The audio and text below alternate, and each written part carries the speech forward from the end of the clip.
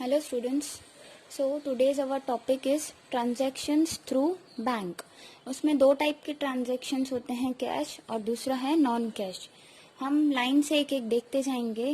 First is cash में when cash deposited at bank. In this businessman deposit surplus cash in bank. Bank is cash receiver.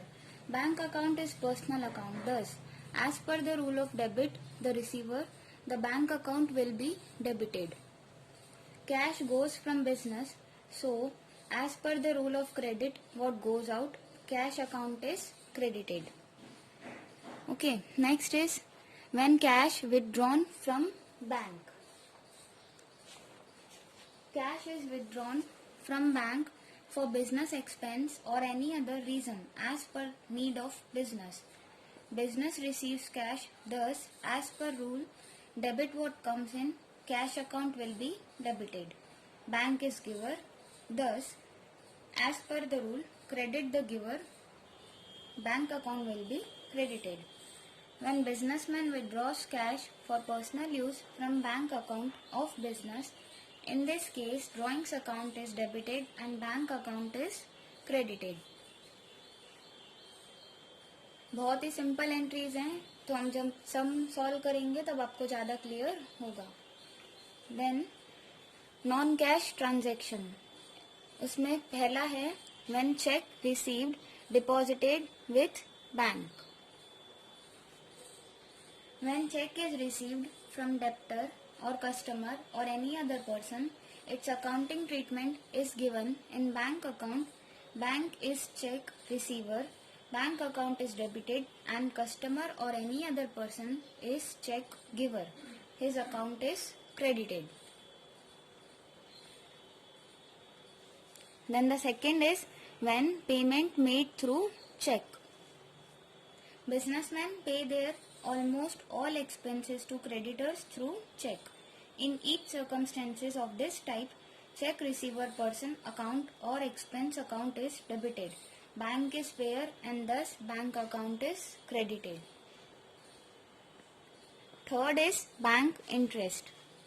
When bank credits interest in the bank account of businessman, businessman obtains this information from bank passbook or bank statement. In the books of businessman, bank account is debited and bank interest account is credited. If there is bank overdraft in the account of businessman, bank recovers interest from businessman. This interest is expense of business. Thus, in the books of businessman, bank OD interest account is debited and bank account is credited. And the last is bank charges. Bank provides services to the traders for which bank recovers charges or any certain amount. It is known as bank charge. Since it is expense of business, bank charges is debited in the books of businessmen and bank account is credited. In brief, remember the important rule in the context of transaction with bank. Due to respective transaction, when bank balance increase in the books of businessmen, debit bank account and credit bank account when bank balance reduces. Okay. Now we shall solve one question related with transaction of bank. Question number 8. Write journal entry for Krishna for the following transactions as on March 2014. First is rupees 20,000 deposited with bank and open account. हमने इतना cash 20,000 कहाँ deposit किया? Bank में, और account open किया. तो इसका simple effect होगा कि बैंक में पैसा जा रहा है, means bank account debit to cash. Bank का बैलेंस बढ़ रहा है क्योंकि हमने अकाउंट ओपन किया और हमारे यहाँ से कितना कैश जा रहा है? 20,000. इसकी एंट्री पास करेंगे. First bank account debit to cash account, amount आएगा 20,000. नरेशन लिखेंगे being bank account open by depositing cash. Okay. Next is on 5th, a check of rupees 5,000 received from Hari, which immediately deposited with bank. Okay, cheque मिला है हरी से जो हमने immediately deposit किया कहाँ पे, बैंक में. तो इसकी एंट्री होगी बैंक अकाउंट डेबिट, क्योंकि इमीडिएटली हमने क्या किया है, उसको बैंक में डिपॉजिट किया. तो बैंक का बैलेंस बढ़ रहा है और कौन गिवर है, हरी. तो to Hari account ₹5,000.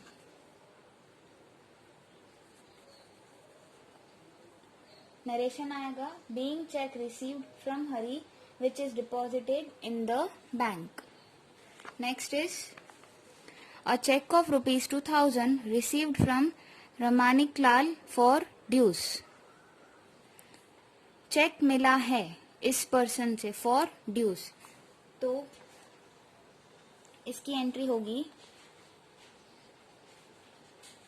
Bank account debit. Again cheque मिला है तो बैंक बैलेंस इंक्रीज हो रहा है और जो गिवर है to Ramanik Lal account. Amount आएगा 2,000. नरेशन लिखेंगे being cheque receive towards the receivables amount. Next is goods sold to Rupali ₹14,000 out of which cheque received for half amount which deposited with bank. Okay, goods sold to Rupali, हमने रूपाली को goods बेचे हैं जिसमें से हमें check मिला है आधे अमाउंट का और वो हमने क्या किया है, डिपॉजिट कर दिया है बैंक में. तो 14,000 का हाफ कितना, 7,000 and remaining is due with Rupali. क्योंकि यहाँ पे मेंशन नहीं किया है कि बाकी का पैसा 7,000 या तो remaining amount is received in cash, ऐसा कुछ मेंशन नहीं किया है. तो रूपाली से हमारा ड्यू रहेगा. ओके, एंट्री होगी bank account debit Rupali account debit to sales account. क्योंकि बिजनेस में से गुड्स जा रहा है तो सेल्स अकाउंट क्रेडिट होगा 14,000 से और 7,000 का तो उसने ऑलरेडी चेक पे कर दिया है एंड रिमेनिंग 7,000 उसका ड्यू है, वो डेप्टर है, फ्यूचर में हमें पे करेगी. नरेशन आएगा being sold goods of ₹14,000 to Rupali received half of the amount by cheque which is deposited in the bank. Okay, next is on 12th, goods of ₹10,000 purchased from Deep Kala and paid half amount by check. हमने goods purchase किए हैं दीप कला से और आधा amount उसको check से पे किया है. तो अगेन सिंपल एंट्री है, डेट आएगी 12th, परचेज अकाउंट डेबिट क्योंकि हमने गुड्स परचेज किए हैं 10,000 से और हाफ अमाउंट कैसे पे किया है, पेड बाय चेक. 10,000 का हाफ 5,000 और बाकी का रिमेनिंग ड्यू है टू दीप कला अकाउंट 5,000. ओके, वो हमारा क्रेडिटर है, हमें उसको पे करना है. नरेशन आएगा being purchased goods of ₹10,000 from Deep Kala, paid half of the amount by check. Okay, next is on 15 ₹400 withdrawn from bank for personal expense and ₹800 for office expense. Again इसकी हम combine entry कर सकते हैं. 400 cash है, ठीक है, पर withdraw किए हैं बैंक से पर्सनल एक्सपेंस के लिए. पर्सनल एक्सपेंस मतलब ड्राइंग्स और ₹800 फॉर ऑफिस एक्सपेंस. यहाँ पे हम लिख देते हैं हम ट्रांजैक्शंस कर रहे हैं किससे रिलेटेड, बैंक। ओके, तो अभी इसकी एंट्री होगी on 15 drawings account debit 400, cash account debit 800 to bank account, इन दोनों का टोटल। और नरेशन आएगा being cash withdrawn from bank for personal expense and office expense. Okay, cash आ रहा है, कैश का बैलेंस इंक्रीज हो रहा है ड्रॉइंग्स क्योंकि हमने पर्सनल एक्सपेंस किया है, और बैंक में से बैलेंस कम हो रहा है। बैंक हमारी असेट है, करंट असेट भी बोल सकते हैं, वो डिक्रीज हो रही है। यहाँ बैंक बैलेंस कम हो रहा है इसलिए उसको क्रेडिट किया। Next, on 18 life insurance premium of ₹300 and fire insurance premium ₹450 paid by cheque. Again life insurance premium owner का पर्सनल खर्चा है। Okay, and fire insurance premium वो तो बिजनेस का ही होगा और मेंशन भी नहीं है, तो अंडरस्टूड है कि हम बिजनेस में ही काउंट करेंगे उसे। ₹450 पेड बाय चेक, चेक से पेमेंट किया है, तो इसकी एंट्री होगी on 18 drawings account debit, amount आएगा 300, fire insurance premium account debit 450 to bank account, इसका टोटल आ जाएगा।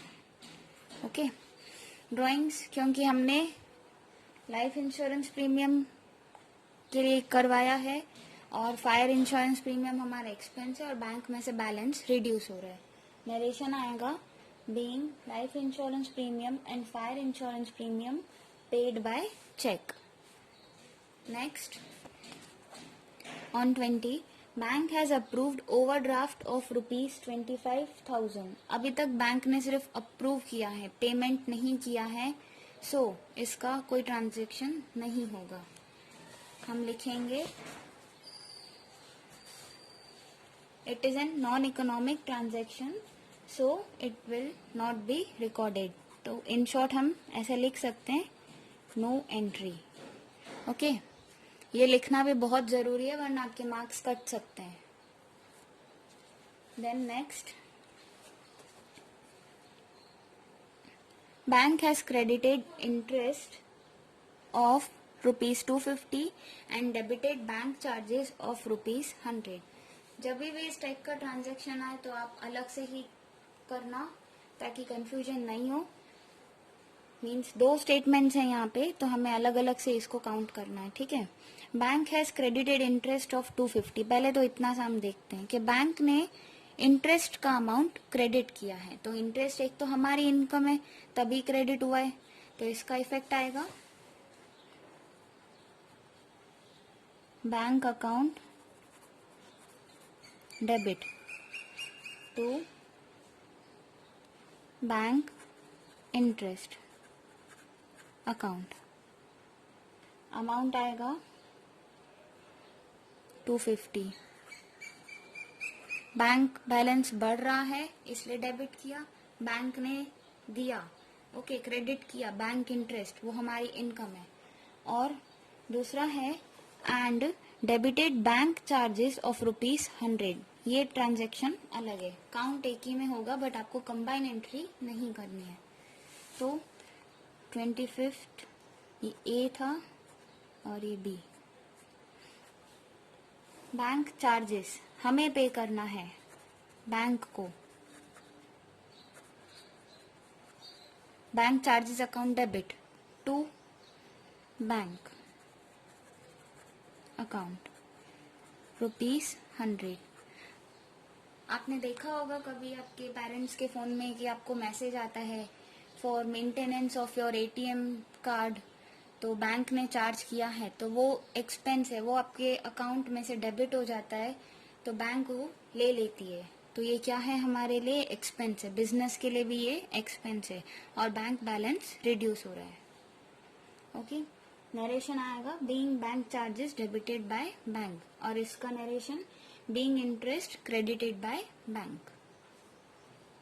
And the last is a check of rupees 5,000 issued for foreign visit of son of owner from business। Cheque issue किया है, बाकी उसका purpose आप देख सकते हैं, foreign visit for of son of owner from business. Business में से तो इफेक्ट हुआ, पैसा तो बाहर गया, किसके लिए गया, उसके सन के फॉरेन विजिट के लिए।